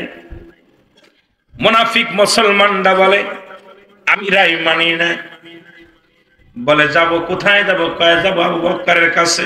যেহেতু আবু বকর রাসূলের চাইতে 6 মাসের বড়। কয় মাসে? 6 মাসের বড়। সেহেতু তার কাছে গেলে সঠিক বিচারটা আমি পাবো, চলো যাই। ইহুদি বলে ভাই আপনার নেতা হলো রাহমাতাল লিল আলামিন, আপনার নেতা হোক, যেটা রায় দিছে এই রায় আমি মেনে নিলাম, আপনি কেন মানছেন না? কয় মানি না, চলো আবু বকরের কাছে যাই। সিদ্দিক আকবরের কাছে চলে গেলেন, সালাম দিলেন। এই মুসলমানদের সালাম দিলেন, বলে আমি রাসূলুল্লাহর কাছে গিয়েছিলাম, এই রায় দিয়েছে আমাদের। এই রায়টার মধ্যে রায়টা এই জমি জমা নিয়ে দুটি চক্রান্তর নিয়ে আমরা দুজনেই কথা বললো, মুসলমান এবং ওই ইহুদি কথা বললেন। হযরত আবু বকর শুনে বললেন এর আগে কে রায় দিছে? কয় রাসূলুল্লাহ রায় দিছে। কয় রাসূলুল্লাহর যে রায়, এরপরে আমি আবু বকর হাত চলবে না, কলম দেয়া চলবে না। আমার নবীর রায় যারা মানে না, এরপরে আমি কোন রায় দিতে পারবো না। আমার রায়ু এই বিচার, এই রায়টা হবে আমার রায়ু হই ইহুদির পক্ষে। জোরে জোরে চিল্লায় বলেন মারহাবা। ইহুদির পক্ষে রায় দিয়ে দিলেন, কিন্তু মুসলমান ইহুদি মেনে নিলেন, কিন্তু মুসলমান মানলেন না। বলো চলো যাই খত্তাবের বেটা উমরের কাছে। আল্লাহু আকবার বলেন। ইহুদি বলে ভাই যেহেতু আবু বকর হলো রাসূলুল্লাহর চাইতে 6 মাসের বড়, তার কাছে গেলেন, বিচার আমার দিয়ে দিছে, রায় দিছে আমার, আবার কার কাছে যেতে হবে? বলেন না এই রায় আমি মানি না, কারণ খত্তাবের বেটা উমর রায় দিবে, সঠিক রায় দিবে, তার কাছে গেলে রায় পাওয়া যাবে। উমরের কাছে গেলেন, খলিফার কাছে যায় বললেন হুজুর আপনার কাছে বিচারের জন্য আসছি। বলে কিসের বিচার? বলে গিয়েছিলাম রাসূলুল্লাহর কাছে। মুসলমান শুনেন, সব কথা শোনা পর বলেন এর আগে কার কাছে গিয়েছিলেন? বলে গিয়েছিলাম রাসূলুল্লাহর কাছে। তারপরে কার কাছে গিয়েছিলেন? ভাই গিয়েছিলাম আবু বকরের কাছে। বলে রায় কি হয়েছে? রায় ইহুদির পক্ষে গেছে, আমি মানতে পারি নাই, কারণ আমি মুসলমান, রায়টা আমার পক্ষে আসবে। ওমর বলে দাঁড়ান আমি একটু আসছি ভিতর থেকে। ভিতরে চলে গেলেন, যে খোলা তরবারি নিয়ে একবার বাইরে আসি, এক ডাক দেখায় মুসলমান আমার সামনে আয়। একটা কবে এক কবে সঙ্গে সঙ্গে মুসলমান শুনে নেন, শুনে নেন, ওই মুসলমানের কাল্লাটা দ্বিখণ্ডিত করে ফেলছে। জোরে জোরে চিল্লায়া বলা যাবে না মারহাবা। এক কবে শিরশ্ছেদ। লোকজন মক্কা মদিনার বুকে হইচই লেগে গেল। উমর ফারুক মুসলমান হত্যা করেছে। কি হত্যা করেছে? জোরে বলেন না।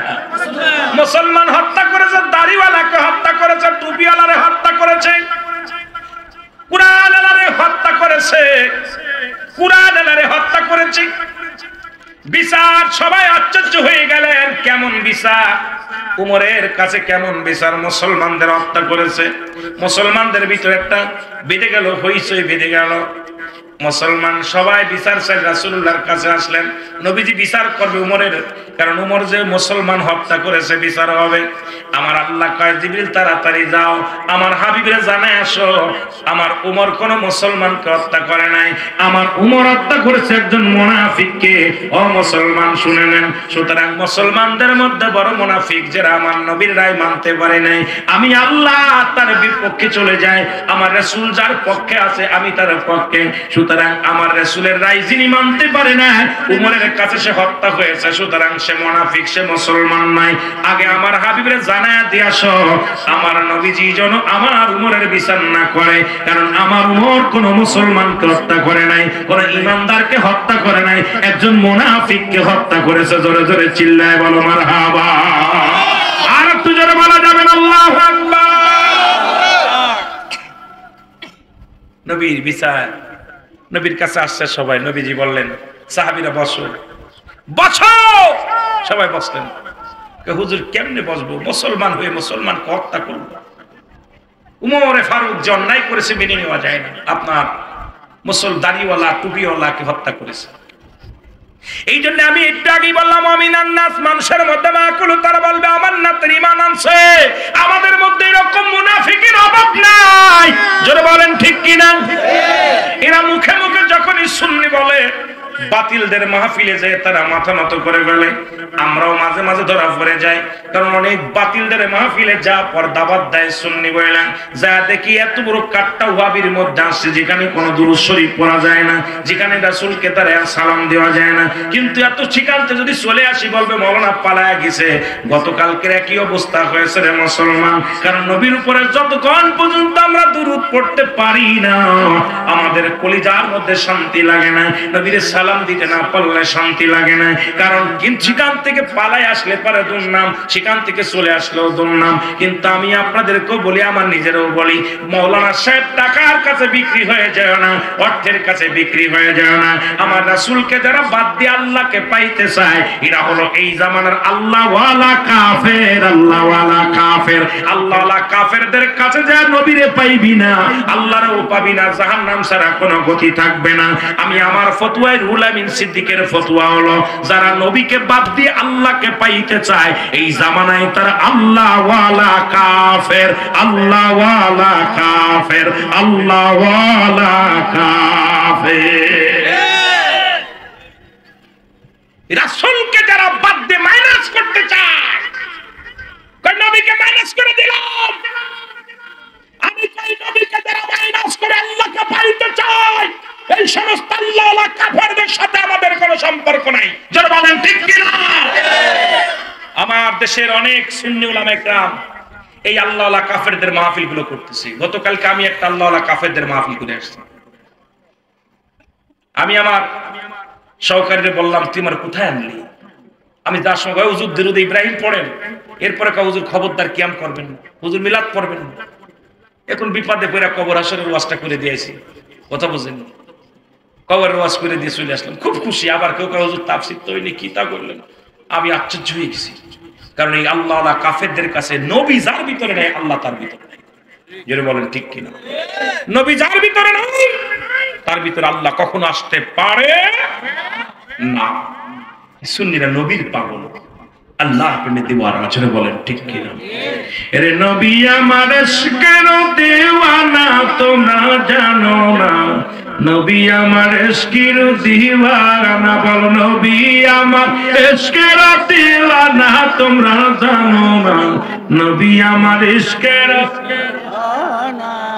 নবী রাজি হইলে পারে আল্লাহ খুশি তার উপরে, নবী রাজি হইলে পারে আল্লাহ রাজি তার উপরে, থাকবে না তার মরণের যন্ত্রণা, তোমরা শোনো না, নবী আমার ইশকের দিওয়ানা রে, নবী আমার ইশকের দিওয়ানা, তোমরা জানো না, নবী আমার ইশকের দিওয়ানা।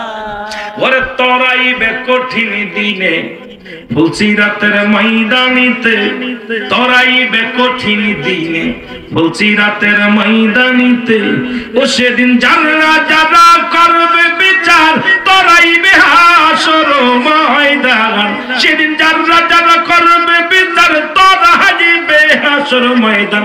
নবী বিনে দিবে না জান্নাতে তোমায়, নবী বিনে দিবে না জান্নাতে, শোনো মুসলমান, নবী আমার ইশকের দিওয়ানা, বল নবী আমার ইশকের দিওয়ানা, তোমরা শোনো না, নবী আমার ইশকের দিওয়ানা। ওরে নবী রাজি হইলে পারে আল্লাহ রাজি তার উপরে, আমার হাবিব রাজি হইলে পারে না আল্লাহ রাজি তার উপরে। নবীজিকে কষ্ট দিও না তোমরা, নবীজিকে কষ্ট দিও না বিশ্বের মুসলমান, নবী আমার ইশকের দিওয়ানা, বল নবী আমার ইশকের দিওয়ানা, শোনো মুসলমান, নবী আমার ইশকের দিওয়ানা। নবীরে রাজি না কইরা আল্লাহর রাজি করা সম্ভব না। আল্লাহকে পাইতে হলে একটা মাধ্যম আছে, সেই মাধ্যমটা হলো রাহমাতাল লিল আলামিন। এ মুসলমান গভীর মনোযোগ,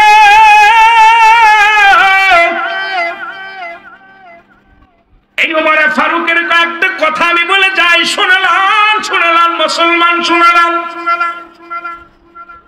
নবীর প্রেমে বলে আল্লাহর ভয় যারা, তার ভিতরে তাকওয়া ঢুকছে, আল্লাহর ভয় ঢুকছে, এর মতন এক ইহুদি, এ মুসলমান শোনো, মদ ওপেনে মদ পান করতে করতে রওনা দিছে রাস্তা দিয়ে, ওপেনে মদ খায়।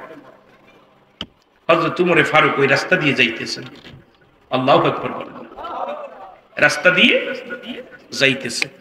উমরে ফারুক এত বড় পালোয়ান ছিলেন, এত বড় নেতা ছিলেন। উমরে ফারুক যে রাস্তা দিয়ে যাইতো, ওই রাস্তায় মাস্টার ইবলিস যাইতে ভয় পেত। মারহাবা বলেন না, আরো জোরে। উমরে ফারুক যাইতেছে, ইহুদি কাল্লা মরিছি আজকে। উমরে ফারুক যদি আবার মদ পান করা দেখে, নিশ্চিত আমার গর্দান যাবে, আমাকে মেরে ফেলবে। আমি এখন বাঁচবো কেমনে? মদটা কাপড়ে নিচে লুকায়া বলতেছে, আল্লাহ জীবনের মদ খাইতাম না, আল্লাহ রে আজকে উমরের হাত থেকে বেঁচে যাই, তাহলে জীবনের মদের বোতল হাতে নিব না, আল্লাহ আজকের মদটা তুমি দুধের পেয়ালা বানাই দাও। সুবহানাল্লাহ বলেন, আরো জোরে, আরো জোরে। দেখেন কত ভয়, কত খত্তাবের একটা উমরে দেখে সেই উমরের কথা বলতেছে।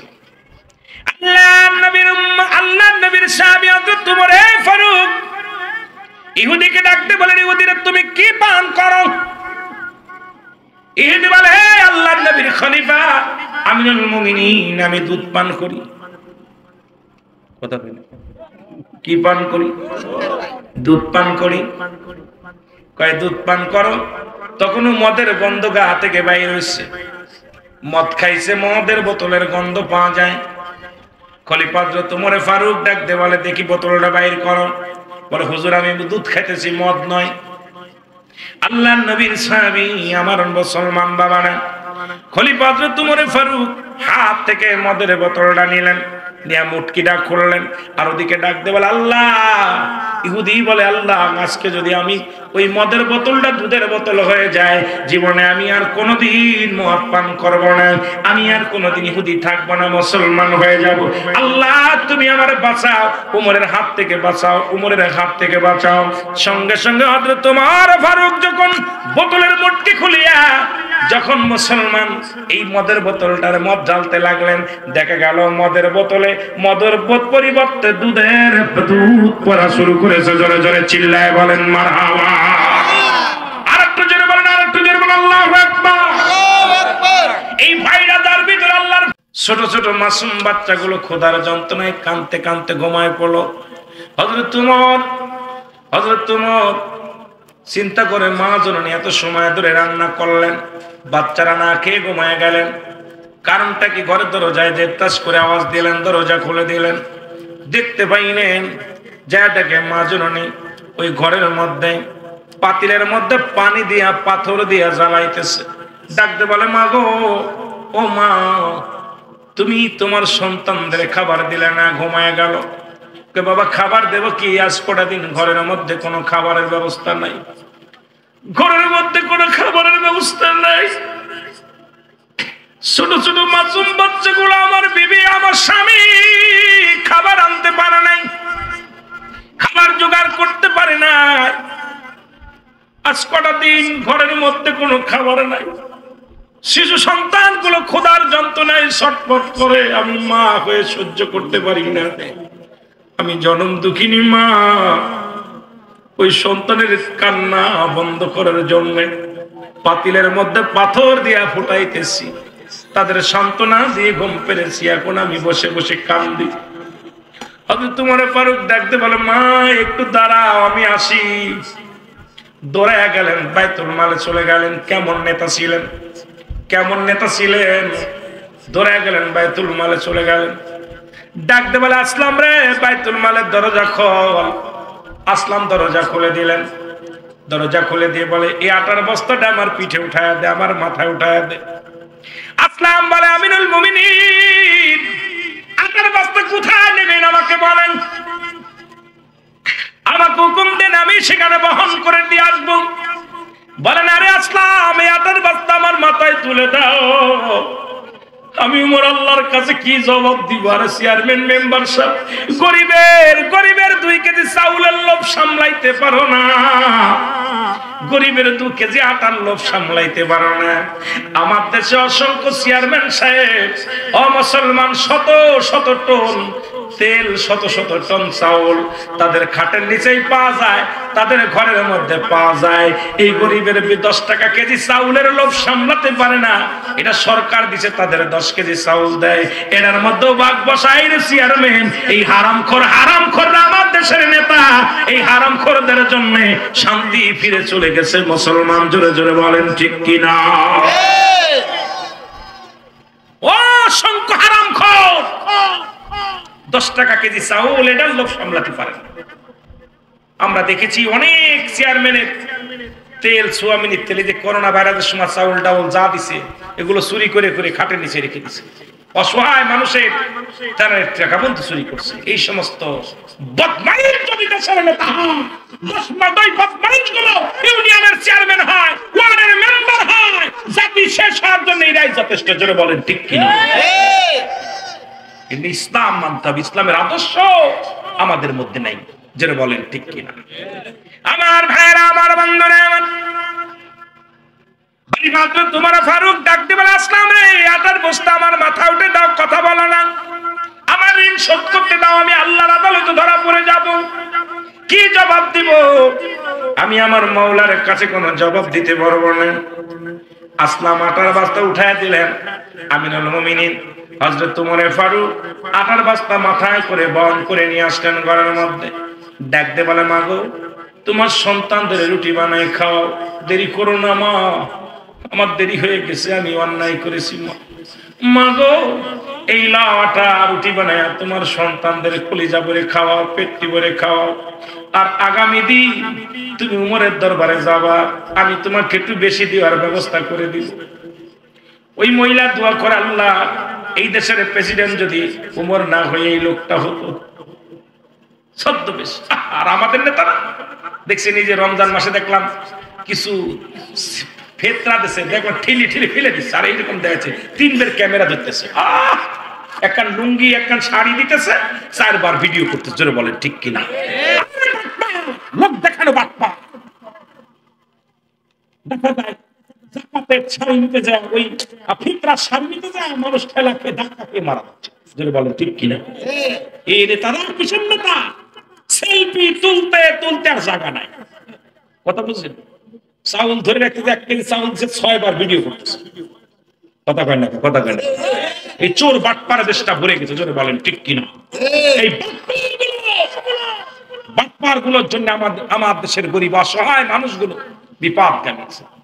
দেখা যায় সরকার সহযোগিতা করছে, দেখা যায় কয়েক টন চাল দিচ্ছে একটা ওয়ার্ডে, দেখা যায় 10 কেজি দিয়া সব পকেটের মধ্যে ভরে ফেলছে। জোরে বলেন ঠিক কিনা? ওরা তো তারা বড় নেতারা জানেন সব দেশে, আসলে কিন্তু অনেকেই না খেয়ে আছে। জোরে কোন ঠিক কিনা? জোরে বলেন ঠিক কিনা? আবার এই বছর দেখলাম আমাদের দেশের কিছু উলামা একরাম দেখলাম ওই মুড়ির টুপলা, খাজুরির টুপলা 2-1টা দিয়ে তারাও সেলফি তুলে তুলে লাইনে দাঁড়া দিচ্ছে। আমি কায়রে তোরাও শিখে গেছিস নেতা হওয়ার জন্য, তোদের সেলফির দরকার কি?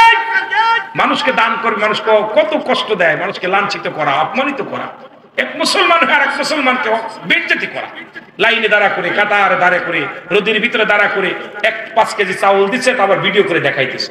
কেন? আমার ইজ্জত, মুসলমানদের ইজ্জত নিয়ে খেলা করার অধিকার তোমার নাই। যেটা বলেন ঠিক কিনা? তুমি এত পারো গোপনে দাও, কিন্তু তুমি আমার এক ভাইকে আরেক ভাইকে বেইজ্জতি করবা, এক ভাইকে আরেক ভাই বেইজ্জতি করবার সবচেয়ে লজ্জাজনক ব্যাপার।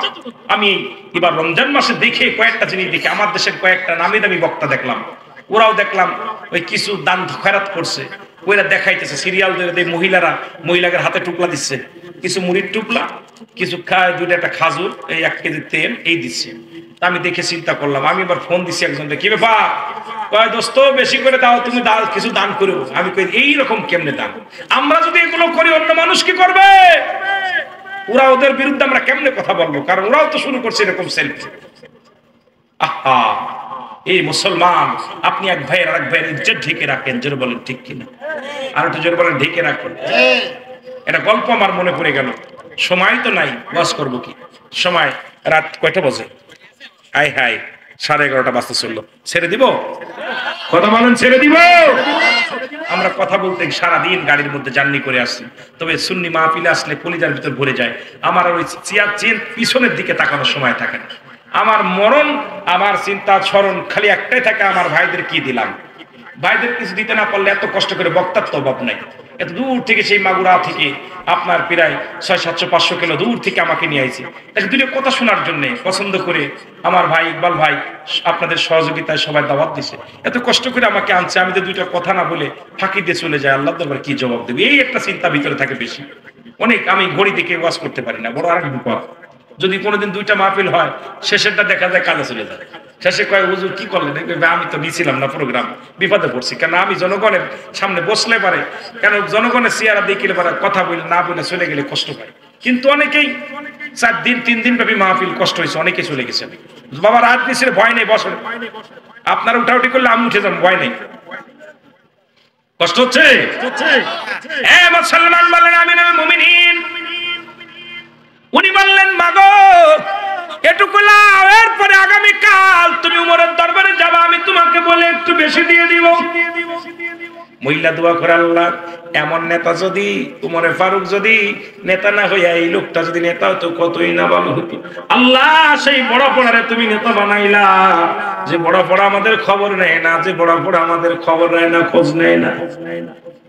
আল্লাহ তারে কেন তুমি নেতা বানাইলা, এই লোকটা যদি বানাইতো। মা গো তুমি তার অভিশাপ দিও না, আগামীকাল যাইও। জোরে বলে না সুবহানাল্লাহ। আমাদের মতো নেতার জুতার বাড়ি আগে তুই, আমি তো সেই নেতা। জোরে কোন ঠিক কি না? কেমন নেতা কিন্তু তাকে গালি দেয়, মহিলা গালি দেয়, মিসকে হাসি দিয়ে বলে মা, কি বলে মা, ও মা আমার দেশে শাড়ি দিতে যায় দেখছি ধাক্কা মেরে দিছে, এরকম কথা কয় না? দেখছেন না আমার দেশে এক মন্ত্রী দেখছে শাড়ি দিয়ে পিটাইতেছে, এরকম ঠিক কিনা? আমার দেশের এক মন্ত্রী আমি নিজে দেখছি শাড়ি দিতে যায় কইছে বাবা এই শাড়িটা বদলা, আরেকটা শাড়ি দাও, তুই মুখে দিলে ঠিক কিনা? কিন্তু উমরে ফারুককে বলে বাটপার, ওই বাটপারটা যদি নেতা না হয়ে আপনি হতেন কতই না ভালো হতো। উমর কয় মা গো তারে গালি দিও না, আগামীকাল যেও, আমি সেইতে বেশি চেয়ে দিব। জোরে কন্যা সুবহানাল্লাহ। কেমন নেতা? নেতা তো এরম নেতা দরকার। জোরে বলেন এরম নেতার দরকার আছে কিনা? আরো জোরে বলেন এরম নেতার দরকার আছে কিনা? এবার পরের দিন সকালবেলা উমর ফারুক রাদিয়াল্লাহু তাআলা আনহুর মুসলমান রাত দরবারে চলে গেলেন। যা দেখে গতকাল রাত্রে যিনি আটার বস্তা মাথায় লইয়া যিনি বাড়ির ভিতর বহন করে নিয়ে দিয়ে আইছে, ওই রাজ দরবারে যায় দেখে সেই লোকটাই বসে বসে মানুষের নালিশ। মহিলা চোখের পানি ছেড়ে কান্দার বলে আমিনুল মুমিনিন,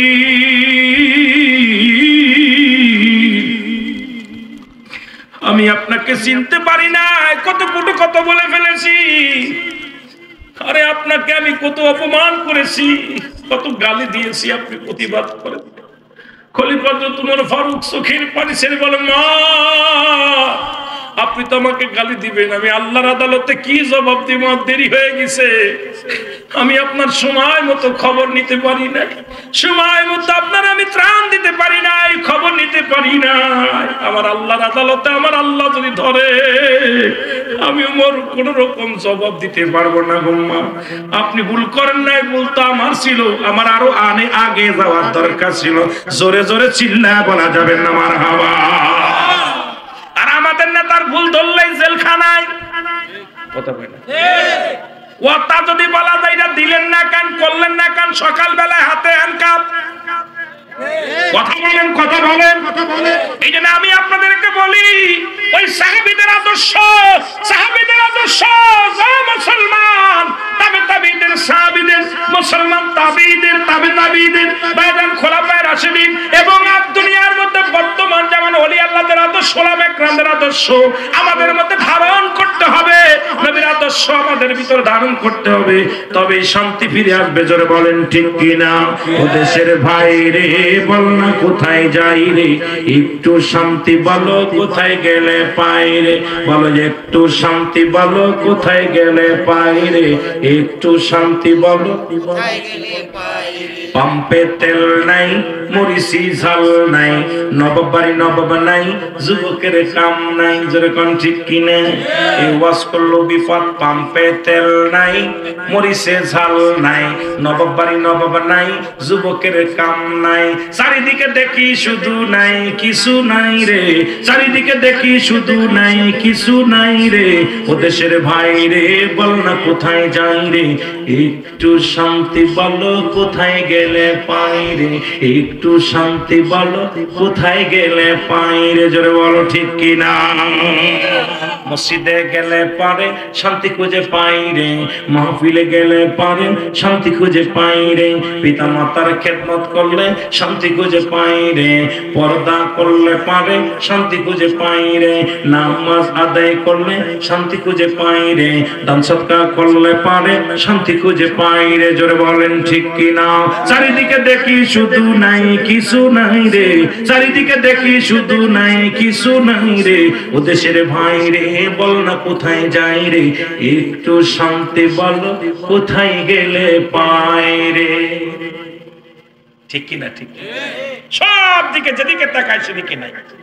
আল্লাহ আমাদের বুঝার তৌফিক দান করুন। জোরে বলুন আমিন। আরো জোরে বলেন আমিন। আপনাদের কষ্ট হচ্ছে? কষ্ট হচ্ছে? আমি কোরআনের কেবল ওই জায়গায় গেছি, এখনো আয়াত শেষ করতে পারি না। কথা বোঝেননি? ওই একটা আয়াতের মোটামুটি আমার বিষয় ভিত্তির উপরে না যায়, হঠাৎ করে চলে গেছি কোন দিক থেকে করে চলে গেছি।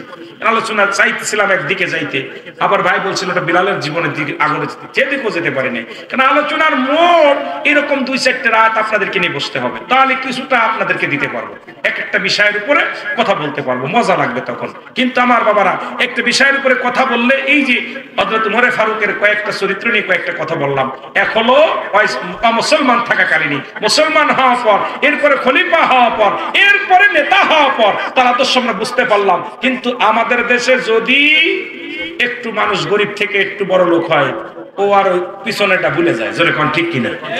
চরিত্র পরিবার চোখ উল্টায়। জোরে বলেন ঠিক কিনা? চোখ উল্টারে জিগাই যে তুই তো একসময় ভাবনা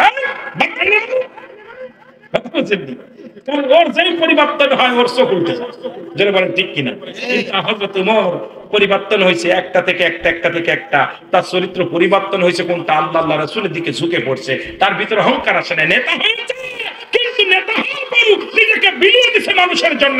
আমরা সুন্নিও চাই যত আমি ছোট থাকি আর বড় থাকি, আল্লাহ রাসূলের প্রেমে জীবনকে বিলিয়ে দেব। জোরে বলেন ঠিক কিনা? রাজি আছেন সবাই? আর জোরে বলেন রাজি আছেন? নারায়ে তাকবীর, নারায়ে রিসালাত, নারায়ে গাউসিয়া, মারহাবা বলেন। আরো জোরে বলেন। যেহেতু যদি সময় পাই আর একটু কথা বলবো, একটু কষ্ট দিব আপনাদেরকে। আগামী বছর মাহফিলের জন্য, এই বছর মাহফিল করেছে আমার ভাইয়ের, আচ্ছা 3 দিন ব্যাপী, অনেক কষ্ট হয়েছে। আমাকে বলতেছিল ভাইজান, তা যেহেতু আমরা 3 দিন ব্যাপী মাহফিল করেছি, হঠাৎ করে রোজার পরে মানুষ এমনি একটু অভাবের মধ্যে আসে। অভাব আসবে না কেন? যে আলু ছিল কিছুদিন আগে 18 টাকা, এখন হচ্ছে 40 টাকা। আমার দেশে দেখলাম, আমার বাড়ির কাছে কয়েকটা ব্যবসায়ী আছে, এই মিডিয়ার ভাইয়েরা ভালো করে ধরেন, আমি এবার কইলে পর আমার বাড়ির আশপাশে কয়েকটা ব্যবসায়ী দেখলাম যে পরিমাণ পেঁয়াজ কিনে রাখছে, রসুন কিনে রাখছে, এইগুলো যদি আমাদের বাংলাদেশ ছেড়ে দেয় তাই বাংলাদেশ চলে যাবে। এত পরিমাণ কিনে রাখছে, কিন্তু এটা ধরে না কেউ। কয়েকদিন পুলিশ আসে দেখলাম ঘুরে ঘুরে করে 500 নিয়ে চলে যায়, টুক করে আর ধরে না। কারে দিয়ে ভূত খেতাবে? ওরা ওদের আসে, যখন খবর পায় আসে, আইসা পর ওই রাস্তার পর দাঁড়ায় কয় তোমরা নাকি এগুলো করো। কথা বুঝেনি? জবাব আল্লাহর দরবারে কি দিবেন? এইরকম অসাধু ব্যবসায়ী ভরে গেছে, এই জন্য মানুষের উপরে কষ্ট নেমে আসছে। যেটা বলেন ঠিক কিনা? আজকে আসার পর দেখলাম, বসেন, আজ আসার পর আপনাদের এই বাজারে দেখলাম অসংখ্য তরমুজ, অথচ রমজান মাসে এক টুকরা তরমুজ 500 টাকা, 300 টাকা, 200 টাকা মানুষ কিনে খাইছে। কিন্তু এখন তরমুজ কুত্তায় খাচ্ছে না, পচে পচে নষ্ট হচ্ছে। মানুষকে ইমানদারের কষ্ট দিলে, মুমিনের কষ্ট দিলে আল্লাহ সহ্য করতে পারে না। যেন বলেন ঠিক কিনা? অসাধু ব্যবসায়ীদের এমন ভাবে এই দুনিয়াতে লাঞ্ছনা, তাদের কলজে পচবে, নারী পচবে, ফ্যাকশন পচবে, হার্ট নষ্ট হবে, গোলক হয়ে যাবে। কারণ দেখবেন মরণের সময় তারা পানি পাবে না। যারা অসহায় মানুষকে কষ্ট দেয়, নিত্য প্রয়োজনীয় মালকে যারা দ্রব্যমূল্যের দাম বাড়িয়ে দেয়, আল্লাহর গজব তাদের মৃত্যুর আগে শুরু হয়ে যায়। মৃত্যুর আগে তারা পানি পাবে না, তারা লাঞ্ছিত হয়ে, অপমানিত, অপদস্থ হয়ে মৃত্যুবরণ করবে। যারা সিন্ডিকেট করে দ্রব্যমূল্যের দাম বাড়ায়, মানুষকে কষ্ট দেয়। জোরে বলেন ঠিক কিনা? আমার ভাইয়েরা, দরদি বান্দা কোনো ব্যক্তি আছেন কিছু নগদ টাকা দেওয়ার মতো? একটু নগদ নগদ আপনার নগদ, বাকি বলে দিচ্ছেন বাকি লাগবে না, এখন নগদ। যদি কোনো দরদি বান্দা থাকেন আপনি 500 1000 একটু দয়া করে দিবেন, আমি মুনাজাত করে দোয়া করব। যদি কোনো দরদি বান্দা থাকেন একটু আমার কাছে দিলে আমি খুশি হব। মিডিয়ার ভাইরা বন্ধ করেন, তারপর আবার মুনাজাত ধরেন, মুনাজাতটা ধরে নেবেন, দোয়াটা ধরবেন। দোয়াটা অনেক দোয়া, অনেক আশিকের চোখে পানি আসে। আসেন, কেউ আছেন দেওয়ার মতো? আমার হাতে দেওয়ার মতো কেউ নাই, না থাকলে ভিতরে যান।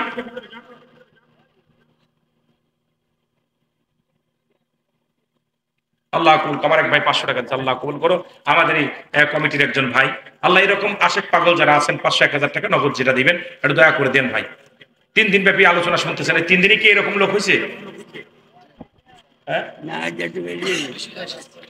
আমার মাহফিলে তো এত কম লোক হয় না বাবা। ও ধান কাটছে, আল্লাহ কবুল করুক। তবুও দেখেন আপনাদের, আল্লাহ কবুল করুক সবাই রে, আল্লাহ তাআলা দয়া করুক। তবে আপনারা মাহফিল যে সময় দিচ্ছে এই সময় ইমান শক্ত আছে আপনাদের। এই ঝড় বাদলের ভিতরে তো 3 দিন ব্যাপী মাহফিল শুনাইছেন, ইমান শক্ত আছে। ইমান শক্ত না থাকলে পারতেন না। এই মুনাজাত শরীফ, মুনাজাত তুলে নেবেন, মুনাজাত দিবেন ভাইদেরকে। আমার অনেকে ফোন দেয় বিদেশ থেকে, আপনারা মুনাজাতটা তুলে দিবেন। মুনাজাতে মানুষের চোখের পানি আসে না, একটু দয়া করে মুনাজাত গুলো তুলবেন। দোয়া করে দোয়ায় শরীক হতে দিবেন ভাইদেরকে, ভাইদের একটু দোয়ায় শরীক হতে দিবেন, নিজেরাও হবেন তাদেরও শরীক দিবেন। কে আছেন আর দেওয়ার মতো? আছেন কেউ?